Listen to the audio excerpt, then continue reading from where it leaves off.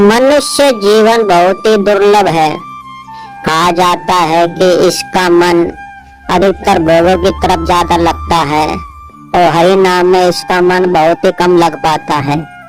परंतु आपसे पूछा जाए कि आप बार बार भोग भोगते हैं फिर भी आपका मन संतुष्ट क्यों नहीं होता है, तो इसका सबसे सरल उदाहरण श्री प्रेमानंद जी महाराज कहते हैं कि जो मनुष्य बार बार भोगने पर भी उसका मन संतुष्ट नहीं होता है तो इसका मतलब है कि ये सुख क्षणिक है और यह कुछ समय के लिए ही तुम्हें सुख दे सकते हैं।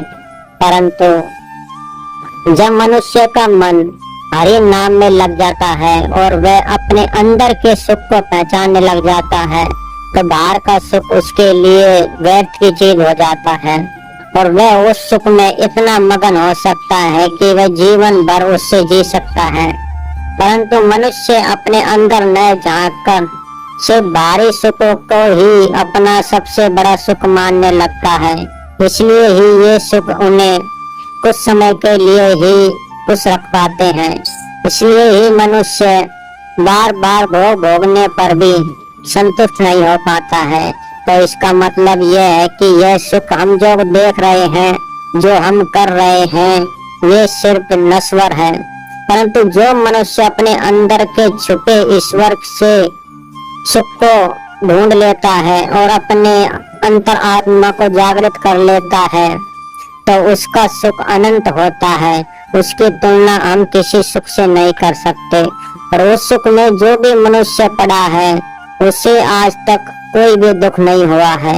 इसलिए तो कहा गया है कि मनुष्य को अपने बाहरी सुखों को त्याग कर अंदर के सुखों की ओर जाना चाहिए, क्योंकि अंदर के सुखों की चाबी हमारे अंदर ही है। इसलिए उसे खोलने के लिए हमें अंदर उतरना होगा और उस ताले को खोलना होगा जिसमें हरि नाम रस अमृत है। और कहा जाता है कि जो मनुष्य भी सुख को खोज लेता है उसके बाद उसे किसी भी चीज की आशा नहीं रहती है और न ही उसके पास किसी चीज की कमी रह पाती है।